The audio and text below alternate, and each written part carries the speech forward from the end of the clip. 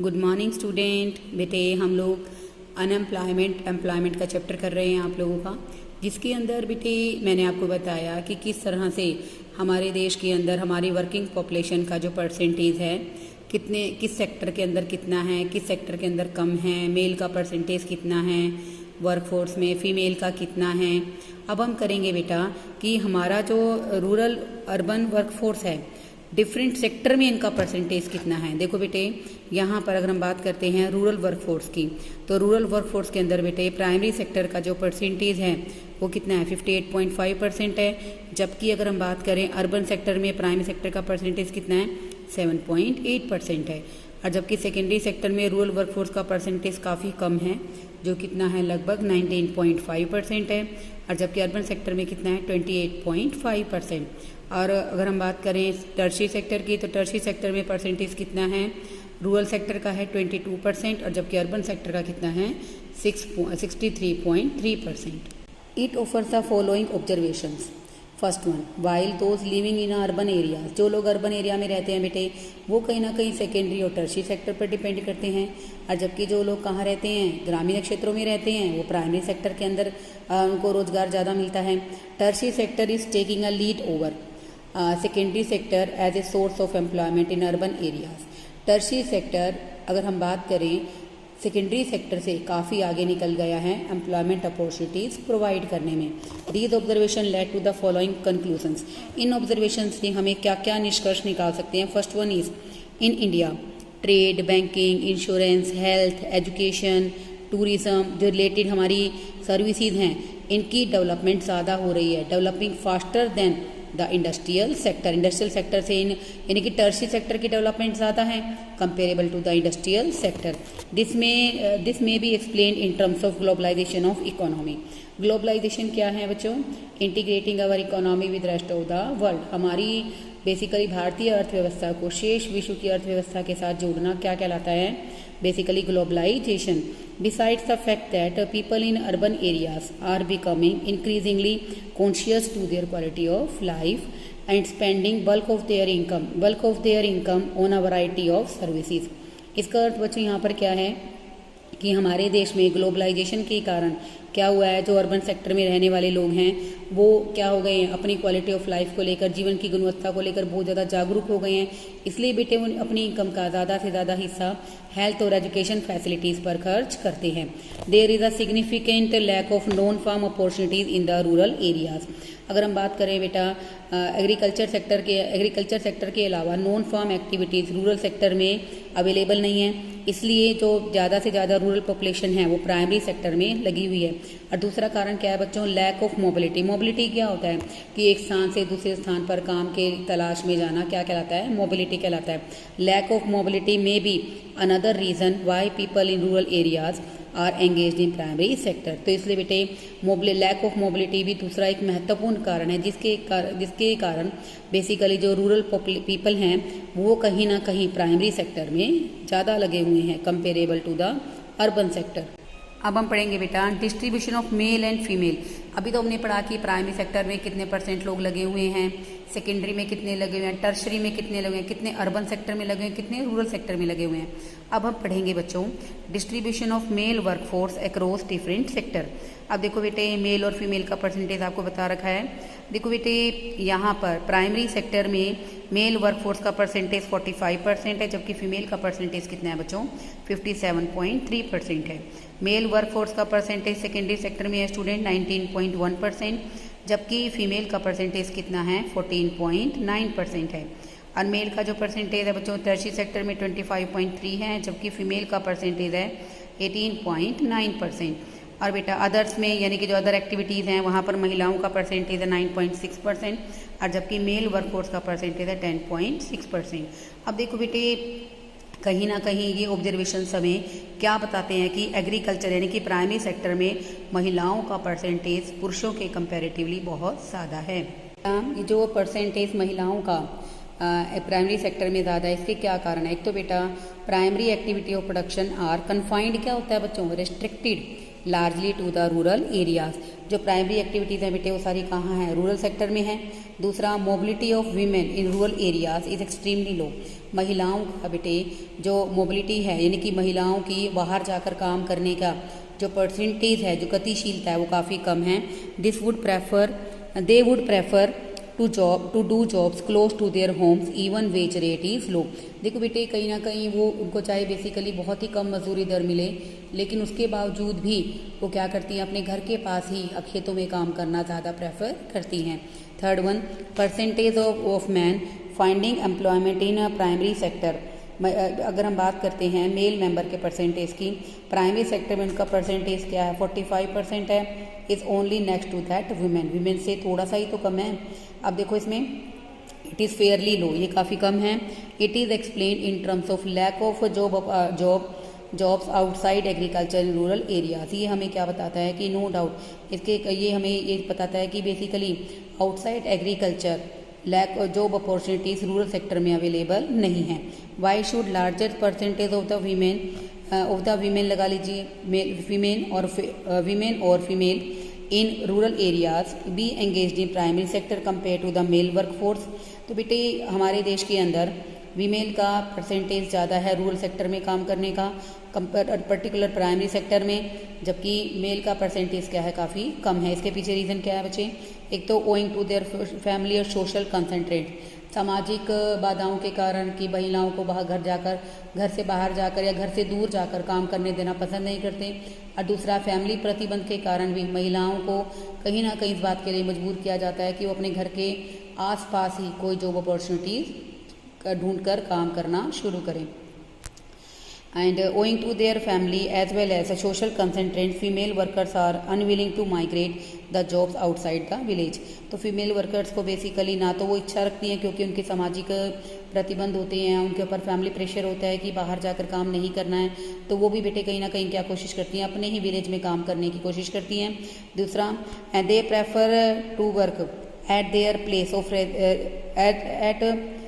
Place of residence even for a low wage rate. इसलिए बेटा वो अपने घर के पास बहुत ही कम मजदूरी दर पर काम करने के लिए तैयार हो जाती हैं। बेटे ये हमारा सबसे इम्पॉर्टेंट टॉपिक है बच्चों, only a modest change in occupational structure. Over time there has been a modest change in occupational structure. हमारे बेटा बेसिकली ऑक्यूपेशनल स्ट्रक्चर के अंदर जो परिवर्तन आया 1951 से 2017 और 18, उसके बारे में बता रखा है। बेटे ये टेबल बहुत इंपॉर्टेंट है, आप इसको बहुत अच्छे तरीके से प्रिपेयर करोगे। प्राइमरी सेक्टर में पहले परसेंटेज था 72.72%, लेकिन 2017-18 के अंदर ये परसेंटेज कितना हो गया, 43.8%। सेकेंडरी सेक्टर का परसेंटेज था बच्चों 51 के अंदर 10.02%, और आज सेकेंडरी सेक्टर का परसेंटेज कितना है बच्चों, 24.7%। टर्शियरी सेक्टर का परसेंटेज 51 में था 17.26%, जबकि 2017-18 के अंदर इसका परसेंटेज कितना था, 31.5%। Table 1 shows that between the 1950, 51, 2017, 18 जो परसेंटेज ऑफ प्राइमरी सेक्टर है वो पहले से कम होकर 72.72% से 43.8% हो गया।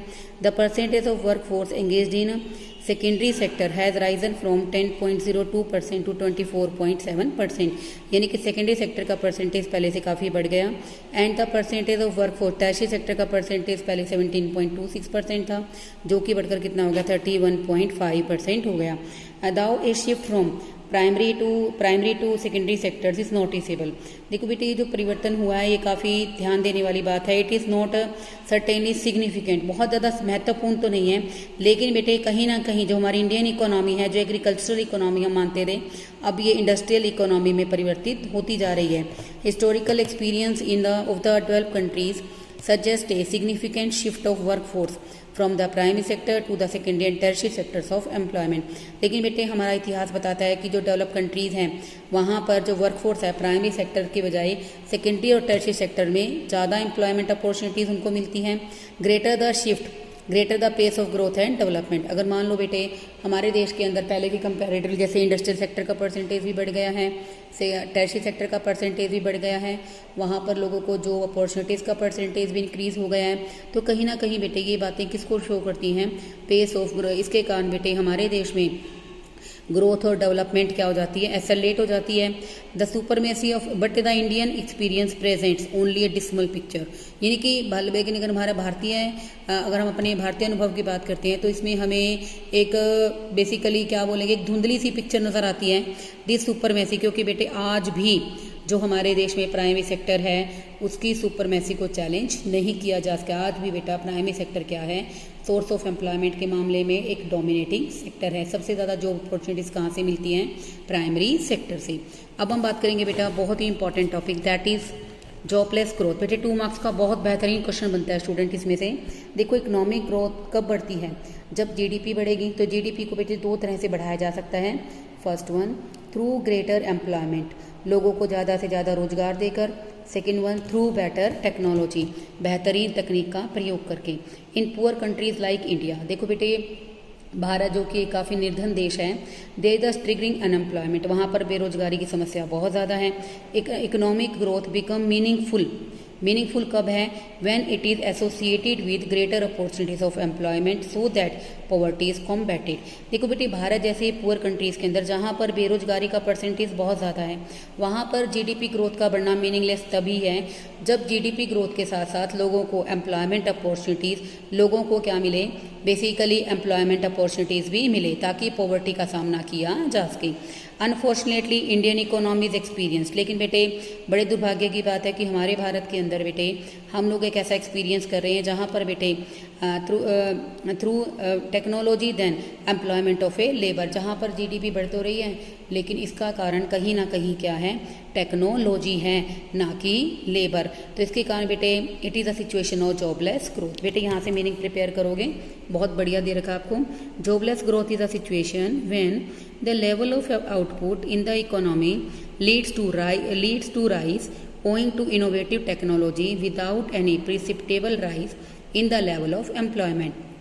जॉबलेस ग्रोथ एक ऐसी सिचुएशन है, नौकरी रही समृद्धि, जहाँ पर उत्पादन बढ़ता है लेकिन वो उत्पादन किसके कारण बढ़ता है, इनोवेटिव टेक्नोलॉजी के कारण, ना कि एम्प्लॉयमेंट के लेवल के कारण। Jobless growth leads to chronic unemployment even when there is a rise in GDP. देखो बेटे जॉबलेस ग्रोथ के कारण बेरोजगारी बनी रहती है जबकि हमारी जीडीपी काफ़ी हद तक बढ़ जाती है। Why are relying more on technology and less on employment. देखो बेटे हमने पढ़ा कि जॉबलेस ग्रोथ का कोई फ़ायदा नहीं है क्योंकि लोगों को ना तो इससे रोज़गार मिलता है और ना ही बेटा पार्टिसिपेशन रेट बढ़ती है, ना ही पॉवर्टी का सामना किया जा सकता है। लेकिन फिर भी हम लोग, इसने क्वेश्चन अराइज किया ना कि हम आज भी टेक्नोलॉजी के भरोसे क्यों हैं, एम्प्लॉयमेंट के लिए रोजगार के अवसर क्यों नहीं दे रहे, हम अब टेक्नोलॉजी का यूज़ क्यों कर रहे हैं, जबकि बेटा इंडिया के अंदर तो बेरोजगारी बहुत ज़्यादा है। तो बेटे देखो our growth process is increasingly hijacked by MNCs. देखो बेटे हमारी जो ग्रोथ प्रोसेस है उसको हाईजैक कर लिया, उस पर कब्जा किसने कर लिया है, मल्टीनेशनल कंपनीज ने। And these companies specialize in achieving higher growth through efficient technology rather than greater use of man power. तो देखो बेटे कहने का मतलब क्या है, ये जो मल्टीनेशनल कंपनीज हैं बेटे ये अच्छी इनोवेटिव टेक्नोलॉजी का प्रयोग करती हैं जिनके अंदर बेटे लेबर की रिक्वायरमेंट क्या होती है, काफ़ी कम होती है। And we may end up this section by stating that while growth rate of GDP has risen 3.6% to 8% per annum, growth rate of employment has tended to slide down from 1.5% to just about 1%। देखो बेटे हम लोग अगर चाहें तो इस बात को ऐसे ही ख़त्म कर सकते हैं कि बेसिकली हमारे देश में जीडीपी ग्रोथ रेट का जो परसेंटेज है वो 3.6% बढ़ गया, 3.6 से बढ़कर 8% हो गया। लेकिन उसके साथ साथ बेटे हमारे देश में जो जॉब अपॉर्चुनिटीज़ हैं वो काफ़ी कम होकर 1.5% से कम होकर 1% तक हो गई है। तो बेटे जॉब अपॉर्चुनिटी से कम होने से बेटा हमारे देश के अंदर जो डिफरेंसेस हैं, जो गल्फ है, जो खाई बन जाएगी बेसिकली किसके अंदर, टू रेट्स बन जाएंगे, यानी कि 2 सेक्टर में हम लोग बेसिकली 2 सेक्शंस में डिवाइड हो जाएंगे, रिच सेक्शन और पुअर सेक्शन। कहीं ना कहीं बेटे ये अलार्मिंग साइन है, चेतावनी है हमारे देश के लिए कि where jobless labour force has tended to swell over time, क्योंकि बेटे यहाँ पर इसके कारण बेटे नौकरी रहित जो हमारी लेबर फोर्स हैं वो काफ़ी ज़्यादा बढ़ जाएगी। तो देखो बेटे, जो जॉबलेस ग्रोथ है कहीं ना कहीं हमारे देश के लिए पूरी तरह से हानिकारक है। नो डाउट बेटे, मल्टीनेशनल कंपनीज ने इसको सिक्योर कर लिया और हमारे पास कोई ऑप्शन नहीं है, तो बेटे हमें जॉबलेस ग्रोथ को फॉलो करना पड़ता है। बेटे आपको परसेंटेज जो मैंने बताई जो इंपॉर्टेंट है बेटे, वो जरूर लर्न करनी है। जॉबलेस ग्रोथ का बेटे आपका अच्छा क्वेश्चन बनता है, एक डिबेटेबल क्वेश्चन हैं, आप इसको बेटे अच्छे ढंग से प्रिपेयर करें और आप लोग पूरी कोशिश करें कि आपको चैप्टर अच्छे ढंग से समझ में आए, क्योंकि बेटा इसमें ऐसा कोई टॉपिक नहीं है जो बहुत ज़्यादा डिफिकल्ट हो। Okay, thank you students.